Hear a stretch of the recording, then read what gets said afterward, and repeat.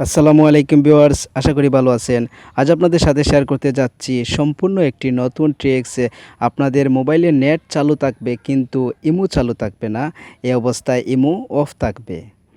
আমরা অনেকেই অনেক সময় ইউটিউব, ফেসবুক অথবা অন্যান্য ব্রাউজিংয়ে থাকি, অনেক গুরুত্বপূর্ণ কাজে থাকি। তখনই হঠাৎ চলে আসে ইমোর কল এবং আমাদের কাজে ব্যাঘাত ঘটিয়ে দেয়।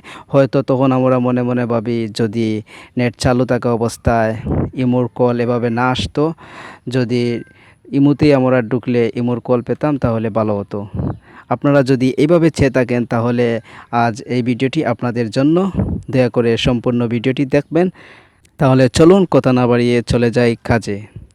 নিত্য নতুন ভিডিও পেতে সাবস্ক্রাইব করুন এবং বেল আইকন বাজিয়ে দিন। প্রথমেই আপনারা চলে যাবেন আপনাদের অ্যান্ড্রয়েড ফোনের সেটিংস অপশনে। তারপর একটু নিচের দিকে আসবেন। এখানে দেখতেছেন অ্যাপ্লিকেশন নামে একটি সেটিংস। আপনারা এই সেটিংসে ক্লিক করবেন। তারপর দেখতেছেন অ্যাপ্লিকেশন ম্যানেজার। এই অ্যাপ্লিকেশন ম্যানেজারে ক্লিক করবেন। এখানে দেখতেছেন অনেকগুলো অ্যাপ দেখাচ্ছে।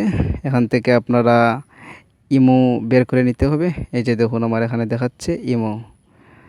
ইমোতে ক্লিক করবেন।